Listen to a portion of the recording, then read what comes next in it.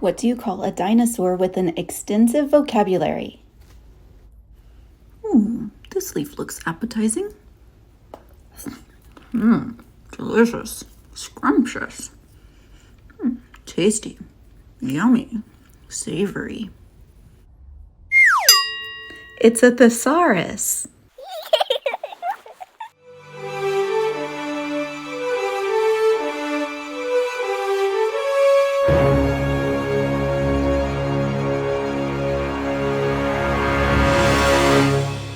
What does a dinosaur sound like? Nobody knows, but we can imagine. Scientists think dinosaurs probably didn't roar exactly like they do in the movies, but we can make some guesses on what they did sound like by looking at their closest living relatives, crocodilians and birds. Each of those two groups has their own way of talking, singing, or making noise. Birds use a vocal organ called a syrinx through which they make their lovely songs. Give me your best bird impression. Tweet, tweet, tweet, tweet. Bark. If that sounds a little funny for a dinosaur, you're right. They probably didn't make those exact sounds. Dinosaurs' other cousins are called crocodilians. Crocodilians use their larynxes with vocal folds that vibrate together to make it different kinds of growling sounds. Give me your best growl, low and rumbly. Roar. Crocodiles use a pouch in their necks to make their deep growls. Sometimes reptiles and birds make hissing sounds to assert dominance. Give it a try. Does that sound right? Now, we don't have any fossils to tell us exactly what sounds dinosaurs would have really made because those organs are made of soft tissue that usually degrades. The other way scientists are thinking about what sounds dinosaurs made to communicate is by studying the tiny bones in their inner ear to see what kind of sounds they could actually have heard. If scientists know what they could hear or not, it helps them narrow down how useful communicating via sound would have been. You tell me, what sound do you think dinosaurs would have made? Whoa there, Mr. Dinosaur. I see you and you're so big. Do you want to meet your closest living relatives? Come on, let's go see your closest living relatives. This is a cool feature on Google, and you can even scale the dinosaur to their actual size. And now, let's take a peek at his cousins. Ready? Oh, ta-da! Did you know that chickens are distant relatives to T-Rexes? In the 1860s, scientists unearthed the most important feathered dinosaur, the Archaeopteryx. I have it right here. As you can see, this fossil has evidence of feathers around the body. This feathered fossil was the first clue to scientists that dinosaurs were ancestors to birds. And have you ever seen a wishbone? A wishbone, or a furcula, I have it right here, has only been found in birds and theropod dinosaurs. You can find them right here in the skeleton of a bird. Fossil wishbones are one of the most important pieces of evidence that birds descended from dinosaurs. These theropod dinosaurs also have hollow bones. These hollow bones were passed down to their bird descendants. Now, scientists categorize dinosaurs into two areas, avian dinosaurs and non-avian dinosaurs. So, the next time you eat turkey with your family for Thanksgiving, tell them that the avian dinosaur was delicious. Okay, Dino, I have a joke for you. What do you get when two dinosaurs are in a car crash?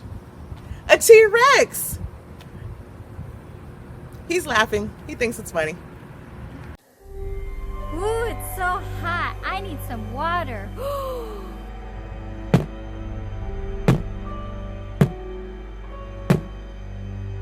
Why is the water doing that? Avian dinosaurs! Did you know that Texas has its very own dinosaur? Well, we do. It's the Paluxosaurus Jonesy, and you can find it at the Fort Worth Museum of Science and History. So it's only fitting that the largest of the sauropods was found here in Glen Rose, Texas. He roamed freely all along the Paluxy River between 110 to 115 million years ago. Another local find is the Titanosaurus dawsey, found in Parker County. It was an herbivore like Paluxosaurus. Its long, powerful tail with fossilized tendons still attached was how this herbivore protected itself from predators since it couldn't rely on its size. The museum also boasts an impressive replica of an Allosaurus taking down Acanthosaurus at the center of its dino lab. Another great spot to check out some dinos on display is the Perot Museum in Dallas. The T. Boone Pickens Life Then and Now Hall lets you step back in time over 66 million years ago and come face to face with the remains of a ferocious Tylosaurus skeleton that once ruled the tropical seas where Dallas now stands. This dynamic fossil collection also features a Tyrannosaurus rex fossil squaring off with a gargantuan Alamosaurus in a wonderful central display. So here at the Museum of Science and History, they also have a Dino Dig, which is great if you want to know what it's like to be a paleontologist searching for fossils. Ooh. I found something. It's an ammonite. Dinosaur Valley State Park in Glen Rose is really the place to come find fossils. All along the Paluxy River, you can find different fossilized tracks, including those of Paluxosaurus Jonesy. And this is actually the ballroom track site, and you can see all the tracks that go along. They are in a lot of different directions, so they call it the ballroom because it looks like they were dancing out here. Who knows, maybe they were. And down here we can actually spot a really neat track. It's actually very nicely defined. The distinctive three-toed marking is that of the Acanthosaurus. These were the predators of our Paluxosaurus Jonesy, whose giant track I'm stepping in now. So checking out all these really cool fossils has you wishing you could walk with the dinosaurs, head over to the Herd Museum. It's a wildlife sanctuary where every autumn they have 9 large, life-size animatronic dinosaurs that are spread out throughout the park. If encountering a 46-foot T-Rex is not exciting enough for you, the Herd Museum has a dynamic display of an Allosaurus squaring off with a Stegosaurus, and it also has a Mosasaurus exhibit. These large marine reptiles lived in the Earth's oceans when the dinosaurs walked the land approximately 85 million years ago. So now that you're feeling creative, I challenge you to create your own dinosaur and give it a super cool name like, I don't know, Mrs. Michael Suprasaurus? Just a thought. And I can't wait to see all of your creations on Facebook. Wait, I think I see something.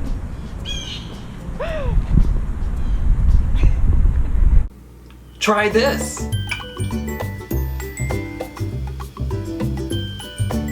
While dinosaurs may not exist today, I'm going to show you how to make some using only paper plates and whatever craft supplies you have on hand. To begin, you'll need 3 paper plates. Then, decorate them with whatever craft supplies we have available. I've used construction paper, markers, and even paint, so be as creative as you want. Once you've finished decorating your paper plates, we're going to flip them over and outline our dinosaur bodies. We have a Stegosaurus, Tyrannosaurus Rex, as well as a Brontosaurus. Once you finish creating the outline, we're gonna cut them and assemble them using either staples or tape. You can use glue, but I find that these methods work best. Once you've assembled everything together, you have beautiful, playful, creative dinosaurs. Now, we were curious about what Fort Worth was like during the time of the dinosaurs, so I asked my friend Michael at the Fort Worth Nature Center to tell us a little bit about prehistoric Fort Worth. Take it away, Michael! Hello everyone, my name is Michael Perez. I'm a naturalist here at the Fort Worth Nature Center and Refuge. I want to take a moment and talk to you a little bit about dinosaurs. Now, did you know we had dinosaurs here in Fort Worth? That's right. Well before I started getting gray in my beard, this whole area was covered in water. Here's a picture of a prehistoric coastline. You can see how the ocean just cut right through the United States, filled into Texas, and that red dot refers to the Fort Worth area. So here in our area, we had coastline for land dinosaurs, and we had ocean for the marine dinosaurs. Now, speaking of terrestrial or land dinosaurs, a good friend of the Nature Center, Mr. Cameron Campbell, actually discovered a dinosaur. That's right, and they named it after him. Even cooler, right? So there's a gentleman who was writing a book about all the dinosaurs around the airport, Dallas Fort Worth Airport, and that book was called The Cretaceous Airport. And in this book, he actually put images of that skull that Mr. Cameron Campbell found. You can kind of see the picture right there. So, way cool event to find a dinosaur and have it named after you. Now, what did it look like? I just showed you a skull. Well, the dinosaur is called the Poplasaurus, and it looked like this. It was like an Ankylosaurus, just didn't have a club at the very end of its tail. So that's what the dinosaur looked like. Now, these days, as you hike at the Nature Center or around Dallas-Fort Worth area, you can find fossils of aquatic life. For example, you may find things like this, parts of an ammonite. That's pretty cool. You may look around and see sea snails. That's pretty cool too. And one of my favorites, and one we have here at the Nature Center, are Texagryphia. They're like oysters. Now, if you find one of these on the trail, you can look at it and study it, but you put it down because you're not allowed to collect it. You want to leave it for someone else. But this is basically the remnants of an old ocean when the oysters collected, and as the water receded, they died and fossilized, and now we have them. So as you can see, all across Dallas-Fort Worth, we have lots of evidence of marine life found in the prehistoric times as well as dinosaurs. So we encourage you to get out to explore, and you too may have a dinosaur named after you one day. How is it that the cavemen survived the asteroid, but the dinosaurs didn't?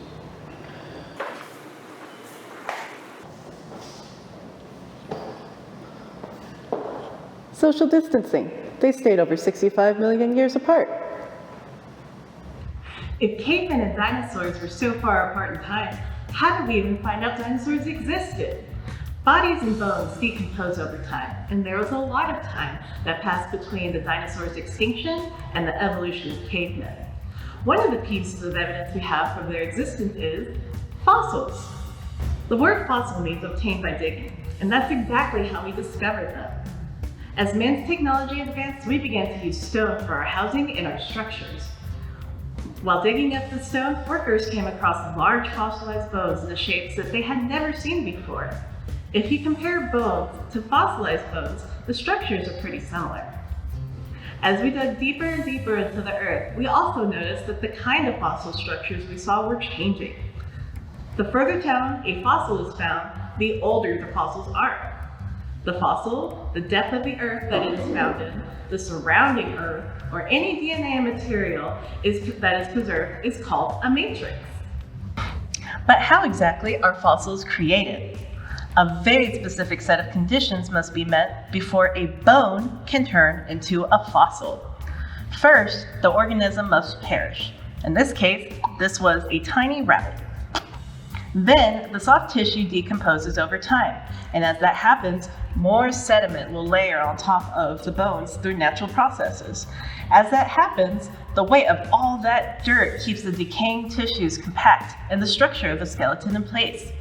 Lastly, through a process called permineralization, groundwater seeps into decaying matter, and very slowly over lots of time, the minerals in the groundwater replace the original bone tissue, creating a stone-like structure in the shape of bones.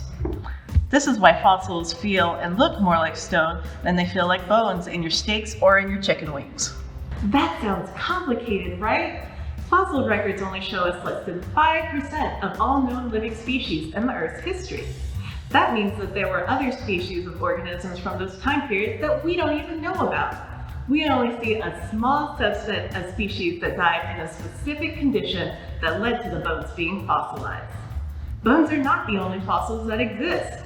There are also shells, exoskeletons, stone imprints of animals or microbes, objects preserved in amber, hair, petrified wood, oil, coal, and DNA remains.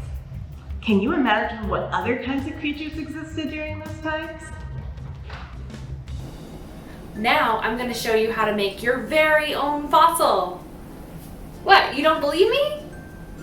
Okay, so what I'm going to show you how to make is called fossil dough, because it's going to end up looking like a genuine fossil when we're done. This type of fossil is known as an imprint or impression fossil because it's created when pressure is put in soft sediment, and the impression or imprint that's left behind is what becomes fossilized. So if you've ever seen fossilized dinosaur prints, tracks, that's what these are similar to.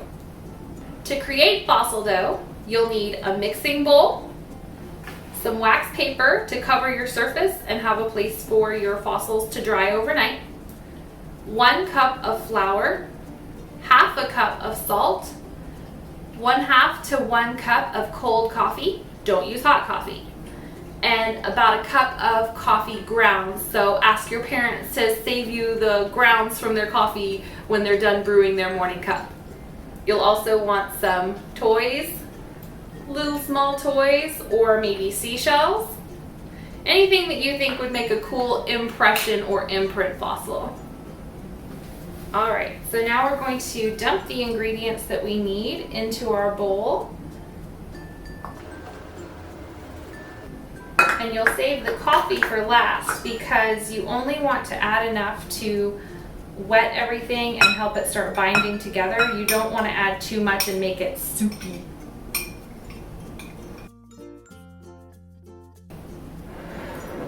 Alright, so we'll start by adding about half a cup of our coffee, and then we're just going to start to mix this together. And it'll start to come together like a dough. And if you find that it's not quite wet enough, you can add more coffee, but you can't take it away. So make sure that you only add as much as you need.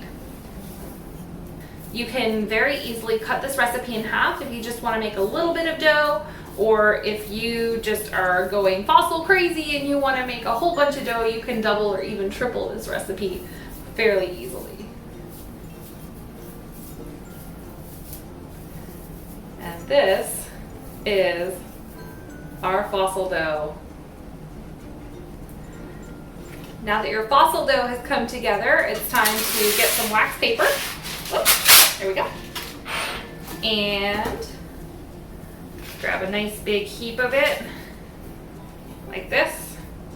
And then I like mine to be nice and round, but you can really make them whatever shape you want. So I have a nice fossil there, or it will be a fossil. They look like cookies, but don't eat them.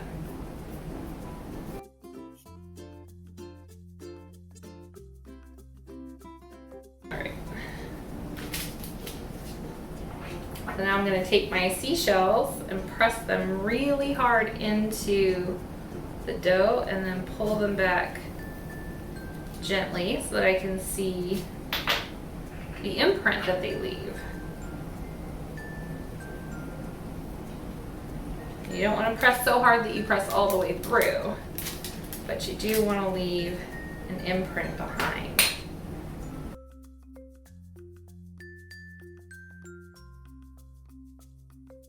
And so then depending on how thick you have made your fossils, you should allow them to dry at least overnight. I know it's hard to wait, but just let them dry overnight and they'll be amazing when you check on them the next day. What do you call a paleontologist who sleeps all the time? Lazy bones. Do you like dinosaurs? Rah! I like dinosaurs too! Rah! You know what else is cool? Paleontology! In fact, let's talk to a paleontologist right now. They study dinosaur bones. Hi, my name is Hilary Supers McLean, and I'm a fossil lab manager here at the Perot Museum of Nature and Science in Dallas, Texas. And today, I'm going to talk to you about a few things about paleontology, specifically some of the questions that you may have about paleontology. Starting with, what is exactly a paleontologist? Well, a paleontologist is a scientist who, simply put, studies ancient life. We can study ancient life from things like the dinosaurs, to even things like mammoths, to even plants. And we do this by looking at something called fossils, just like this fossil in front of me here, which gives us a glimpse into the past. By studying ancient life, we can understand ancient ecosystems, ancient animals, and even how things evolved and changed over millions and millions of years. We also can potentially take the stuff that happened in the past and use that to potentially predict what's going to happen to life in the future. All in all, pretty cool stuff. This is a topographic map of Big Bend National Park, which is a wonderful area in western Texas, which you can actually find incredible dinosaur bones. So if I am a paleontologist that's interested in dinosaur bones, I'm going to look at a map of an area that has dinosaur bones and specifically look at all the lines and stuff on the topographic map that tells me where there are rock outcroppings that are exposed enough that I can actually go and look at them. I don't want to look at rocks that are buried under trees or bushes because then I can't see what's in them. But thankfully, topographic maps can show me where those rocks are and if they're exposed or not. Some topographic maps even can tell you how old the rocks are. So for example, if I want to go and look for a dinosaur, say like a T-Rex, I want to only look at rocks that are old enough to have T-Rex bones in them. So again, I'm going to take a look at topographic maps first, find out how old they are, make sure the rocks are exposed to the elements, and then I'll go ahead and get my gear together and begin to go out in the field and go dig. All right, we have the fossils now out of the field and back at the museum. So what happens next? Well, some might think that actually all the work ends there, right? We have the dinosaur bones. But in reality, the work actually just begins. And it's done in something called a fossil prep lab, which is the room that we're in right now. The fossil prep lab is an area where these fossils come to and they're worked on somebody called a preparator. That's what I am. I'm a fossil preparator. And my job consists of actually getting these fossils ready to be put into our collections to be then researched and studied by other paleontologists.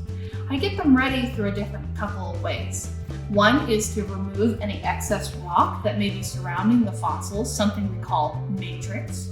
It might be gluing back fossils together because most of the time they get broken when they're either being buried or even if they're still being collected in the field. Or my job might be just to take what's already collected and make sure that it's stable and supported in order to sit in our collections for the next 100 years and not fall apart.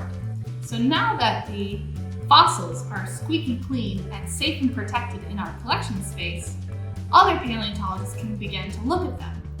Now you might be wondering, how exactly by looking at something like this can you tell how exactly these animals acted, behaved, and lived? We know most of the time from fossils how these animals probably looked like, right? You can tell by putting the skeleton back together, if you're lucky enough to have that many bones at your disposal, that maybe these animals were this tall or this wide or could walk on 2 legs or 4. But it's a lot more difficult to figure out just from fossils how exactly these animals lived, acted, and behaved. So therefore, it takes a whole group of people to reconstruct how these animals lived and what environments they were in. So for example, if we're looking at something like a T-Rex, you can look at the environment it lived in and start by looking at the rocks that these bones are found in. If they're found in something like a mudstone, that's a rock that potentially is from a swampy area. You can also look at things like plant fossils to figure out what kind of vegetation surrounded the area. You're only going to find certain plants in certain temperatures, so if you know what kind of plants are there, you can also potentially tell what the climate is like. Well, I hope this was interesting for everyone, and that you have a better understanding now of what a paleontologist is, how we know how to look for fossils, and what exactly does it involve finding those fossils, bringing them back to the museum, and then getting them ready to be researched, as well as some potential science that happens afterwards. Paleontology is a really, really cool science, and I'm very excited to get the chance to talk to you about it. If you have any questions, don't hesitate to email the Perot Museum or the Fort Worth Library, and I'm more than happy to answer. For right now, I'll say goodbye. Bye! Seeing a fossil in person gives you a sense of the scale of the dinosaurs. Many were much bigger than us, but not all of them. Since you probably don't have access to real fossils, I'm going to show you how to recreate a life-size dino footprint.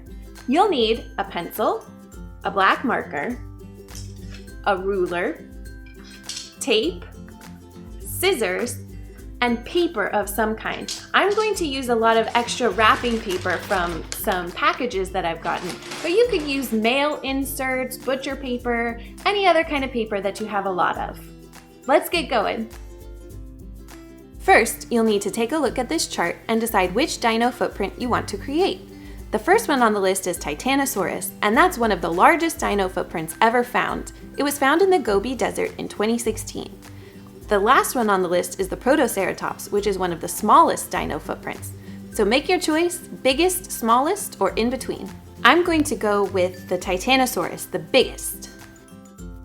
Spread out your paper and measure the length. Then measure the width. You might need to add more paper to make sure that you get all the way across. It depends on which dino you picked. You should have a rectangle with one side as the length and one as the width. Then tape your paper together just to make sure that you have one piece. Then you're going to draw your dino footprint. It doesn't have to be perfect. It can be an approximation. Then cut it out. Look at that! It's much bigger than my hand or my footprint. It's half my size. Try making more than one dino footprint so you can compare one dinosaur to another. Then try comparing the dino footprints to the footprints of those in your household. How does your footprint measure up to a Velociraptor footprint? Is it longer, shorter, wider, thinner? How about comparing your pet's footprint to the Protoceratops? Can you say that your pet is bigger than a dinosaur? So now that we've spent some time learning about dinosaurs, let's take some time to move like a dinosaur. Right now, we're going to learn some exercise moves that are fast and slow based on some dinosaurs that you know, and maybe even some that you don't. But let's get started. Now, the Bronchiosaurus is that one dinosaur with the really long neck. And our first move is based on that dinosaur, and what we're going to do is reach up high, like we're reaching for leaves in a tree. Are you ready? Set, go.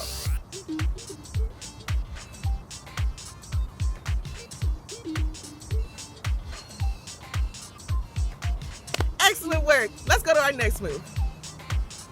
A Triceratops weighed about 30,000 pounds. Can you imagine what that footstep sounded like? Let's stomp like a Triceratops. Are you ready? Set, go. Pick your knees up.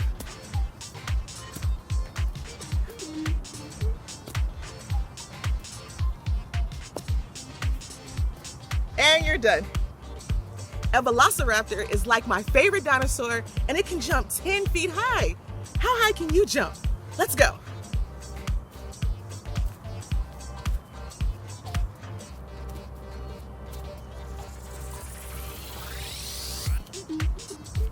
Woo! Good workout. A Pterosaurus, also known as a pterodactyl, was one of many flying dinosaurs. And although many of us think that a pterodactyl was a bird, it was actually more like a giant flying reptile. Let's fly like a pterodactyl.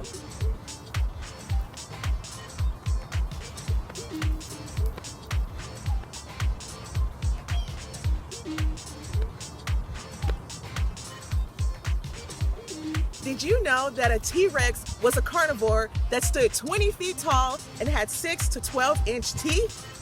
Our last move is inspired by what you should do if you ever see a T-Rex. Run!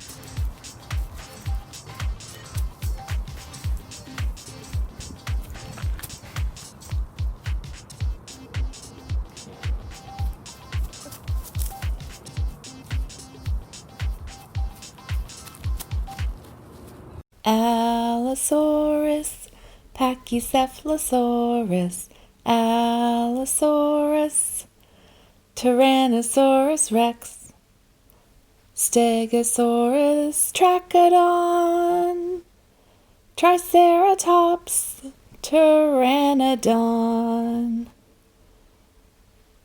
Dinosaurs, dinosaurs, oh. Allosaurus, Pachycephalosaurus, Allosaurus, Tyrannosaurus rex, rawr!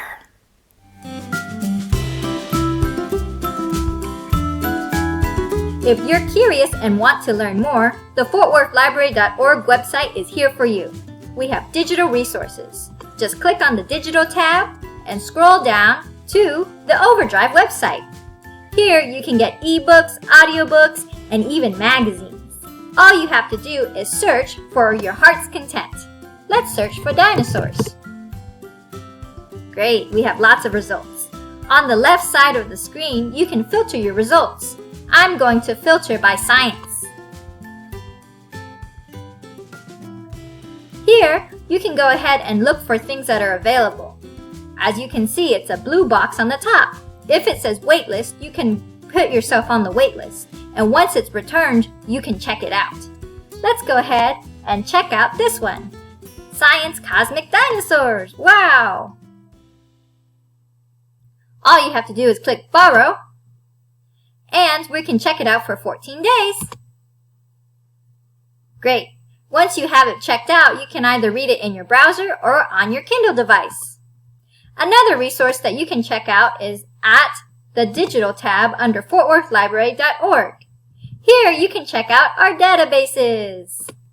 This is a free resource for anyone with a library card. Let's go ahead and click Encyclopedia and References. And kids can check out Wordbook Kids, and teens and middle schoolers can check out Wordbook Student. Let's go ahead and check out Wordbook Kids. I love the images and all the illustrations. Very easy to navigate. Let's click World of Animals. And we have prehistoric animals over here. As you can see, we can compare any of these prehistoric animals. My favorite is this giant kangaroo. I'm going to compare it to this Ankylosaurus. We have so much information, and not only are you pulling it up, you're also comparing it. I hope that you are curious and use some of our fun and free resources. As always, Fort Worth residents can sign up for a digital library card using fortworthlibrary.org. Thank you so much, and I hope to see you again soon. Bye!